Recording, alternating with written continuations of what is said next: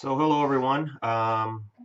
Thank you for letting me be part of your event. It's kind of strange that I don't see anyone or hear anyone sitting alone in my office. But I did wear my Anoka Ramsey hoodie and keeping it informal with my cup of coffee. And my cat has just wandered in. Um, but anyways, I'm here to sort of talk to you a little bit about undergraduate research in general, but also to try to give you some thoughts and moving forward that whatever your craft is, as you continue to advance in that field, just some things that I've learned over the years that you might want to take with you and just have in the back of your mind, as you move forward. And so I'll just jump right in and we'll just get started. So first of all, thanks for having me back. I was actually there in 2017 with a project that I'm going to talk about called Curry or CCURI. Although I'm not physically back, I'm back talking to some of my favorite people. I really enjoy visiting the Anoka Ramsey campus and have colleagues there, which I'm actually going to talk about in a little bit. I'm also going to talk to you a little bit about my personal journey with undergraduate research experiences and how it has motivated me to consider doing more of it. Why should colleges and universities be engaged in providing undergraduate research experiences for students? What is the motivation for doing that, and why is it so critical? And then I'll finish off with some personal recommendations that, again, hopefully it's something that you can take away as you move forward in your career path. So here is the start of undergraduate research from my perspective. This is a much younger me, many years ago as I was starting out at Finger Lakes Community College, and I had an opportunity to work on a project with two students that looked at ways to identify the sex of eastern red-tailed hawks from a blood sample. Just real quick, when eastern red-tailed hawks are in the juvenile phase, when they're young, you can't actually tell male from female from just looking at them. You actually have to do a blood test. But the thought was that maybe there were some characteristics about the birds we could figure out that would allow us to determine sex simply by measuring some things. And so I grabbed two of my biotech students and asked them if they wanted to get involved, and they said yes. And so we dove right into this project together. It was the first undergraduate research project that I had developed at the college. I was very early in my career, but I was convinced after watching the experience that the two students had that we needed to do a lot more of this at our campus, and that if I could figure out a way to do this, I was going to do it. But I needed help, right? I need support. I need people to say, all right, so this is something that we want to support you in doing. And back then, there was no undergraduate research on our campus, so this would have been something that would have been brand new. Your campus is one of the shining examples of a culture of research and creative activities in the country, as it turns out, in terms of what students are capable of doing, what they're provided in terms of opportunities. So that's a stark contrast to when I was starting out, where there was nothing. So I needed to convince some people that this is something that we should be doing. So I said, all right, I need help from administration. So I went down and I asked my dean for 2 hours of his time. They're very busy people, so it took about 3 months to get those 2 hours. But eventually he said, all right, I got a 2 hour slot. What do you want? What's the topic of the meeting? I said, actually, I want to give you a little tour of the campus. And so that's what I did. And for 2 hours, I walked them around campus. And what we did was we visited programs. And so on the upper left here, we went into a nursing lab. And I asked him, I said, what do you see happening here in terms of teaching and learning? And he said he sees students practicing this craft of nursing. So I did the same thing with an automotive technology program, which no longer exists, but same idea, right? And you can see the students here working on cars. We have a music recording technology program. I took them in the studios. Same thing. I see students recording music. We went outside to our local. We have a campus that has a lot of wildlife and a lot of forested areas. And our environmental science students were in their waders in the stream. And then I walked them down the hall from my office and I said, what I'm going to show you now is a biology class for our biology majors. This is not the actual picture, but this is what he saw when we walked in. It's a classroom full of students staring at a screen with a single instructor, basically just going through slides on a PowerPoint.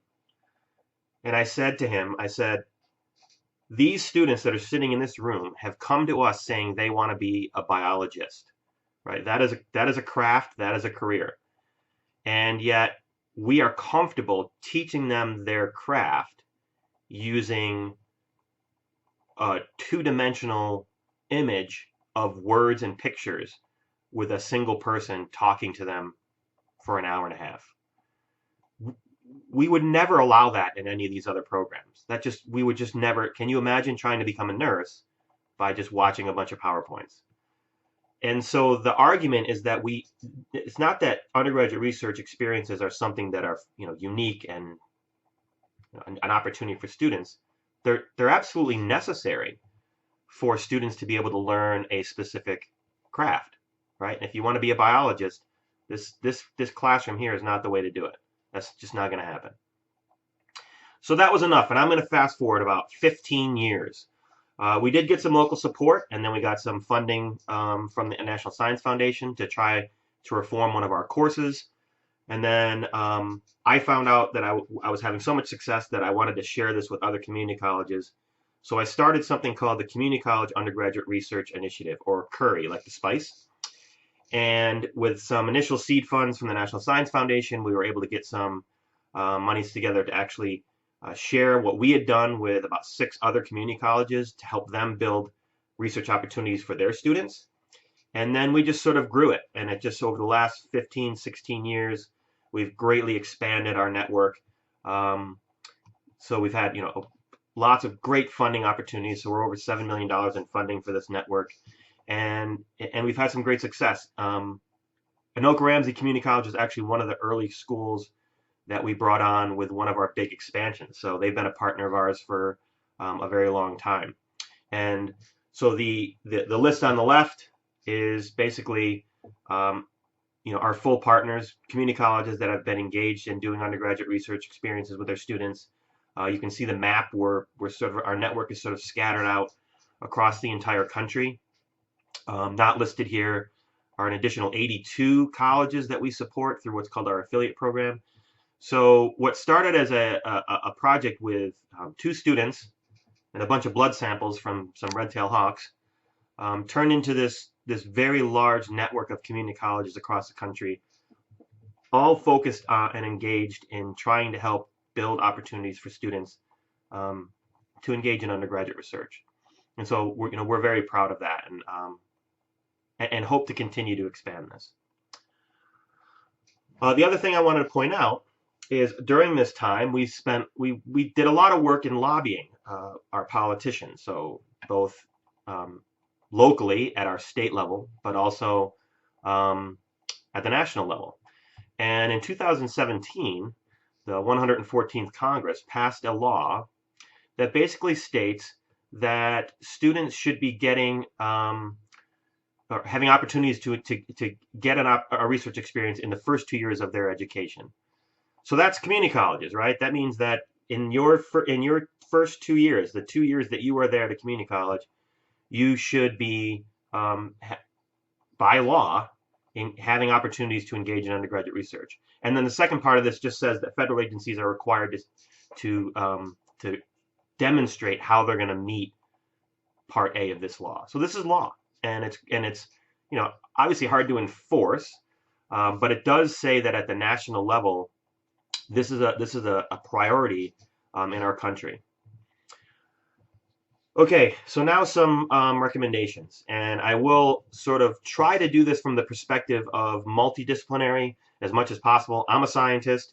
My background on this all comes from a scientific perspective, but these recommendations I think work for any discipline, and you can even think about them a little bit outside of undergraduate research and creative activity and artistic activity, and think about it more with respect of that anything that you do in life, where you want to be creative and you want to be innovative, I'm convinced that these recommendations work.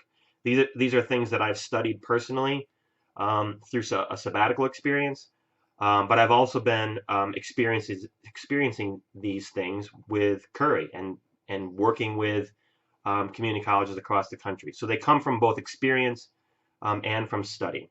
So knowing your culture is very important in terms of what you're doing and how successful you're going to be in being creative and innovative and in doing research. Understanding and evaluating risk and risk tolerance in whatever you're doing. Understanding that there are tipping points that are often unseen and unnoticed, that you have to know that they're out there and they can pop up at any time, and be prepared for them. And then the last thing is understanding the concept of misery and frustration. And is this something that is a detriment to me being successful, or is it a sign of something that says that I'm actually on a path to success?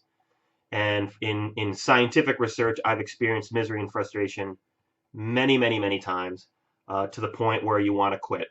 And I'm going to sort of turn that around a little bit using an example, and also giving you some thoughts as to how being miserable and being frustrated in your craft might not always be a bad thing. All right, so number one is understanding your culture. You have to understand. I look at research and engaging in research and really any form of creative activity as being a form of innovation, right? You're being creative, whether you're creating a piece of art or a piece of literature or knowledge around some molecular biology experiment that you're doing, right? The outcome of that is new. So the way you're coming to that outcome is also going to be innovative. So understanding that undergraduate research is actually you trying to be innovative, there are some things that I've learned that will help you become more successful that involve understanding your culture that you are in terms of your profession or craft, and are there signs that the culture that you're in is going to support you in becoming an innovative person. And so the first thing I would say is to immediately surround yourself with people who you think are innovative. Now this can be tricky, because if I don't have access to Steve Jobs and Mark Zuckerberg, I have to look around my local environment and say, are there people around here who I think are innovative, and I want them to be part of my journey. I need to surround myself with those folks. At Finger Lakes Community College, I was very limited in the number of people I was able to locate that I would consider to be innovative. And so therefore, my colleagues, the people that I work with on a regular basis, are not at my college. They're part of my Curry network. One of the beauties of managing and leading a large national network like that is I personally have access to a large network of people that are very innovative, including faculty members at Anoka Ramsey, who I've been working with for years. And I have been more successful as a result of engaging with those people, and I'm hoping that they would say the same thing. That is something that I've sort of been striving to do throughout my whole career. And it might not be within the immediate culture of my institution. I may have to look elsewhere, right? I have to look outside of my inner realm, my silo, and break out and find those people and surround myself with them. The people that you do work with, the people that are part of the culture that you're involved in, is to pay attention and listen to the word and but. When you share your idea with somebody and they say, wow, that's a good idea, but usually that's followed up with something that's going to actually take away from your idea, or try to highlight an obstacle or a barrier that you should be looking at because it's going to prevent you from being successful. And so instead of adding to your creative idea, what they're really trying to do is they're trying to come up with ways to take away from it. I look for the people that follow that statement up with and. That's a great idea. And, right? So they've listened to my idea and they've actually come up with something that could add to it or make it better, right? So that's part of surrounding yourself with innovative people. Innovative people will always use the word and in that sentence, and they won't use but. They'll never try to say that's not possible, you can't do that, and here's why, right? That if you focus entirely on that, you're not going to get anywhere. So that's what I listen for. I listen for and. And I can point to lots of people in my network who are and I call them and people, right? And a lot of the ideas I've come up with um, have been the result of just sort of talking with and hashing out ideas with people that are within my network. And then the last thing I have here is try to find where your obstacles are and then and get rid of them, right? Sometimes they're people. Um, I can say that the biggest obstacles I've had in my career, which is going on 23 years now, have been people, and I need to remove them. Now that doesn't mean physically remove them, like this cartoon says, where it says, my job is removing obstacles, and the guy says, well, when do you leave, right? It's how do I operate without a person that I consider to be an obstacle getting in the way, and there's various strategies for doing that, which I'm not going to get into right now. But when it is a person, very often your focus can be drawn disproportionately to that. And then those people can really be a drag on your ability to innovate and be creative and do research, right? So just be aware of that. So the second evaluation is trying to evaluate and manage risk. Whatever your craft is, right? If you're being creative, you're being innovative, you're engaged in research, there's risk involved. Now, it's not like physical risk that you're going to get hurt, although in some cases that is true. But it could be that you're very likely going to face failure at various points. So the first thing I would say about risk is try to embrace what I call, I didn't come up with this, but what I refer to as the shark fin innovation cycle in your craft, whether that's technology, research, humanities, right? Is that innovation cycles have changed. They used to be this sort of long curve that you see here, where a few people would adopt a new idea early or try to attach their activities to an idea early. They're called the early adopters. But most people came in a little bit later. Sort of the majority of people came in, sometime later, once they've watched other people mess around with these new ideas or new technologies and then they come in late once they realize that, okay, now it's less risky for me to engage because I've watched it happen with those early adopters. I didn't see anything happen that was going to cause me any harm, so now I'm going to come in and be involved in that. Well, that's a bad strategy if you want to be an innovator, right? If you come in late majority, if you come in down here somewhere, yeah, you've reduced your risk in terms of failure because you've watched them and you've determined based on what they're doing that there's less risk for you. But your opportunities exist down here, right, on this side. And so really what's happening, and mostly because of technology, is that innovation cycles, particularly in technology, have this sort of shark fin effect. A whole bunch of people come in early, right? And then very few people come in on the tail end. So people are now starting to adopt this philosophy because this is where the opportunities are. And so coming in early, recognizing that your risk is going to be going up because you're an early adopter, but also understanding that early adoption and getting in on new ideas early is where the opportunities are. That is a key for success. And then the second thing I would add here is you need to really plan for failure. So there's that one phrase, I didn't put it in here, failing to plan or planning to fail is failing to plan or something like that. I mean, it's just too catchy for me. But you have to be ready for it and here's why. In higher education, so if you're doing undergraduate research or you end up in a career in academia where you're involved in creative activities, undergraduate research,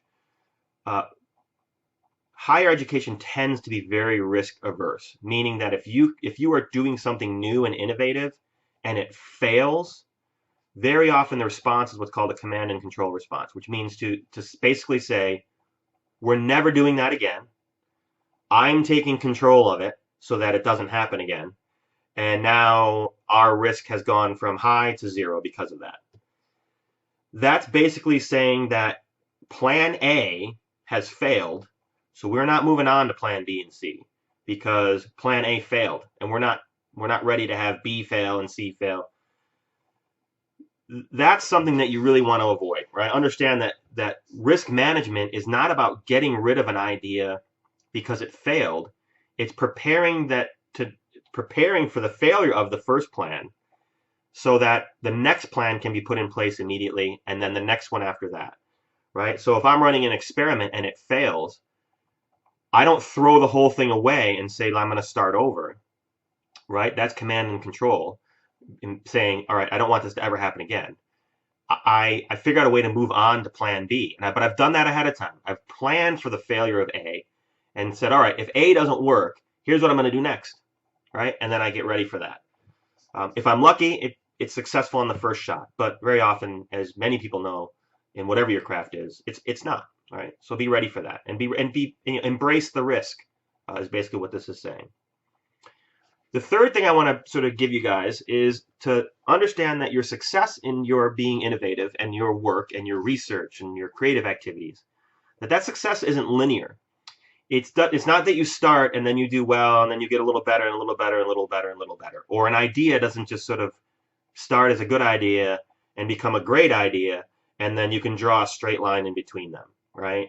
I have a research question and it's a great question and my experimental results look good. And I have a great conclusion, right? And then I use that conclusion to develop my next set of experiments. Well, if I track that across time, it's not linear. It's not from point A to point B as a straight line. So let me just give you an example. So the world's first MP3 player is right here. It's called the MP Man. I did not own one of these, but they were very popular. It was released in 1998. So Apple was not the first one to release an MP3 player. This thing had massive storage capacity and could hold 8 songs. Imagine that, right? But it was successful. It wasn't until almost 3.5 years later that the first iPod was released. And the big innovation there was just larger capacity, right? 5 gigabytes, you could put 1,000 songs on it. So the idea here is that, okay, this was the first. This is when Apple came in to this market. And you would think, wow, they must have been successful immediately. Look at the huge upgrade in the technology here. It was actually more than 4 years before Apple could grab market share. So for 4 years, they were not even close to being the best-selling MP3 player. I mean, they got closer, right? A command and control response at Apple would be after a year or two, realizing that they're spending more money on developing this technology than they're making in the market, would be to scrap the whole thing. But then, 4 years later, there was a tipping point.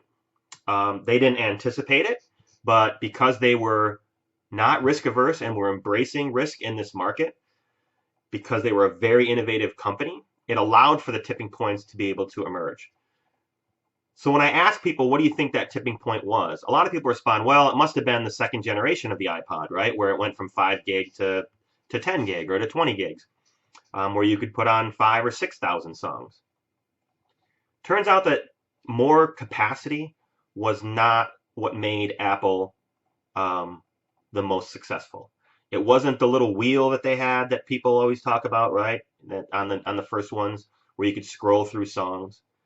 The tipping point was actually the production of a software platform on your computer called iTunes. What was happening was all the players in this market who had MP3 players, their capacities were all getting bigger. And so you're going from 10 songs to 1,000 songs to 10,000 songs. And the biggest complaint was, I have no way to organize all those songs on my MP3 player. So the platform on your computer, iTunes, allowed you to create things called playlists, right? You could organize it by genre. So being able to organize your music was the tipping point, and their market share exploded. So how does that relate to undergraduate research?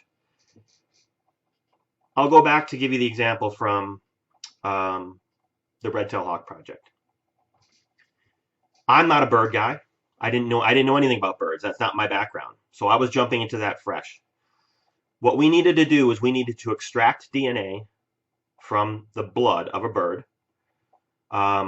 amplify some genes that would then allow us to determine the sex of that bird. Very common thing done in a molecular biology lab. So for you biologists, you'll understand polymerase chain reaction. That's what we employed to do that. So for 3 months, we were getting no results. We would run the PCR results out on a gel to look for these little bands that would determine the sex of the bird. We were getting nothing. Zero for 3 months. Now, I could have just scrapped the whole thing and said, I don't know anything about birds. Maybe I'm struggling because of that, and this project's going nowhere, and the students are getting frustrated. And I could have just scrapped the whole thing. But I waited, and I kind of looked for ideas, and I talked to people, and finally I came across someone who is a bird person, and they said, did you know that the red blood cells in a bird have a nucleus? And I went, no, I didn't know that. Human red blood cells do not. So if I have a volume of human blood and a volume of bird blood that are the same, the amount of DNA in the bird blood is going to be about 1,000 times greater than in the human blood, just because of the fact that the red blood cells have a nucleus.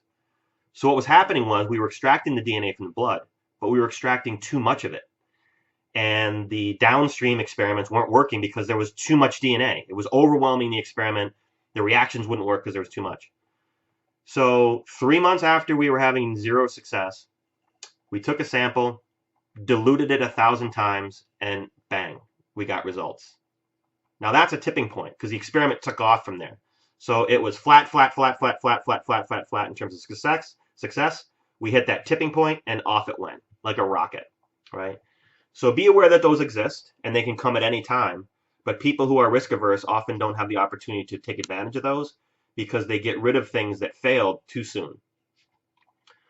All right, and then lastly, I saved this one for last. I'm going to get a cup of coffee and sip on this one because this is something that if you're, at least in scientific research, that's because the only thing I can talk about is I've felt many of these misery and frustration points. All right, so let me introduce you to Drake's Passage. Drake's Passage is at the tip of South America to the northernmost tip of Antarctica. It is considered the most treacherous waters on the planet for shipping. So very often boat traffic and shipping traffic that goes through here have to plan for a very, very specific time of year and also for obviously severe weather events. And although you can't see it, there are multiple shipwrecks in the bottom of Drake's Passage. It is a treacherous, horrible journey. In 2019, a guy by the name of Colin O'Brady and 5 of his buddies decided to cross Drake's Passage. They did it hopefully at the right time of year. But here's the kicker. They decided to cross Drake's Passage by rowing. Now, this would be insanity for a boat that had an engine that was this size to try to cross Drake's Passage. To row something of this size across that passage is insane. It really is if you talk to people who are captains of ships that have to go through this place. So he had a crew of 6 people, and they rowed continuously, 24 hours a day and 90-minute shifts for 12 days to cross that strait. These are some of the conditions that you see. So they have 3 people rowing at one time, and then although you can't see, there's a person curled up in this compartment and 2 people curled up in that compartment trying to get a 90-minute nap and a meal before they came out and then had to row themselves. So Colin O'Brady has this point at which he says, oh, almost to the end of our journey, I was curled up in one of these compartments. We had gone through weather that was so treacherous that he'd never want to see it again. He couldn't get dry. So he was cold and miserable and curled up in a ball in a puddle of freezing water. Skin issues, just horrible, horrible conditions. And he started to doubt why he decided to do this. And there was a moment at which he determined on that voyage that he said that this is the worst moment of my life. I have never experienced more misery than I am experiencing right now as he's curled up in that boat. Fast forward 24 hours later, when they land in Antarctica, he will tell you that the next day was the greatest day of his life. So the point is that if you think about, so I'm just using this pipe cleaner to demonstrate that. If the worst moment of your life is on one side of this pipe cleaner, right? Let's say it's this side, worst moment. And you're there, right? You're at the worst moment of your life. Now, if I think about research, let's just say you're in the middle of doing your research project and you're having the most miserable time of your experiment, right? So you can kind of think about this in terms of life, but you can also think about it in terms of engaging in innovative and creative activities, right? You're going to have a point where you're just miserable and frustrated, and that's the worst point of the project. The misconception is that the best part is on the other end of this spectrum, and that I am the furthest away from that point right now because that's where I am, and it's going to take me a long time to get back to the best part, right? Well, what this story is told me is that in reality, right, it's not a continuum like a spectrum of a line. It's more like a circle, and that the best and the worst can often be right next to each other. And so I could be having a miserable time, right? Whatever it is I'm doing. If I'm doing research, if I'm trying to write a paper, publishing a paper, and I'm just to the point where I'm like, this is the worst. Instead of sitting there and thinking it's going to take me a long time to get to the best place, I have to think that maybe that I'm at the worst because I'm really close to the best, right? Colin O'Brady, at the worst moment of his life, was 48 hours separated from the greatest day of his life. And so I take inspiration from him in that it allows me to, when I am feeling down and feeling miserable and feeling like I'm a failure and I'm not having any success in my experiments or in life or in my writing, it allows me to think that maybe I'm close, right? And then that then allows me to push through, right? Having to sit in that compartment and be freezing, it allows you to push through that with the hopes that possibly you're really close to being successful. So hopefully that gives you a little bit of inspiration. It always does me. There's a documentary about this story, which really is incredible. So I want to just thank you again. I hope I didn't go too long. I didn't think I had a time limit. If I went too long, maybe it's already been cut off.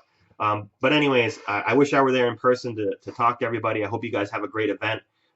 If you want to learn more about CCRI Curry, we do have a website, curry.us, and a Facebook page, which is where most of our traffic is.